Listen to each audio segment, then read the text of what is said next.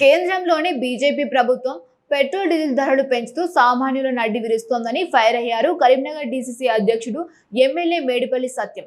5 రాష్ట్రాల ఎన్నికల కోసం మౌనంగా ఉన్న బీజేపీ పాలకులు ఎన్నికల తంతు ముగియగానే పెట్రోల్ డీజిల్ ధరలు పెంచుతారని రాహుల్ గాంధీ గతంలోనే హెచ్చరించిన విషయాన్ని గుర్తు చేశారు. రాహుల్ గాంధీ చెప్పినట్టుగానే కేంద్ర ప్రభుత్వం పెట్రోల్ డీజిల్ ధరలను పెంచి సామాన్య నడ్డి వీరుస్తోందని ఆగ్రహం వ్యక్తం చేశారు.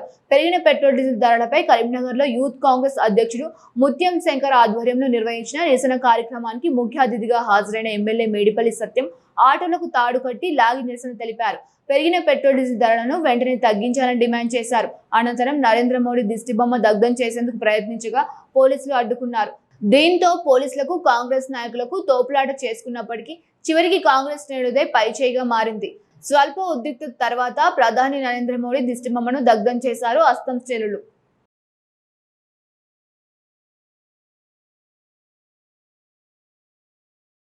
కేంద్రంలోని బీజేపీ నేతృత్వంలోని నరేంద్ర మోడీ సర్కార్ గత నెల రోజుల లోపలనే 4 సార్లు పెట్రోల్ డీజిల్ ధరలు పెంచి సామాన్య ప్రజలను నడ్డి విరుస్తున్నాడు.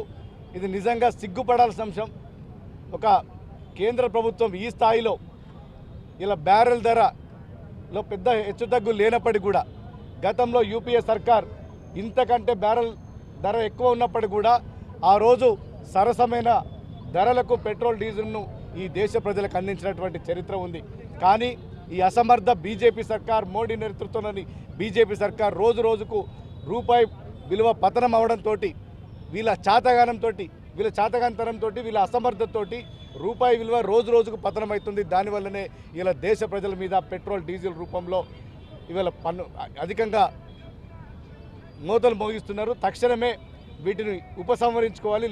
లేని పక్షంలో గతంలో రాహుల్ గాంధీ గారు కూడా చెప్పిండ్రు, ఈ ఎన్నికల ఫలితాల అనంతరం పెట్రోల్ డీజిల్ ధరలు పెద్ద ఎత్తున పెంచబోతుండ్రు, సామాన్య ప్రజలను నడ్డి విరుస్తారని చెప్పి రాహుల్ గాంధీ గారు అనేక సార్లు చెప్పిండ్రు.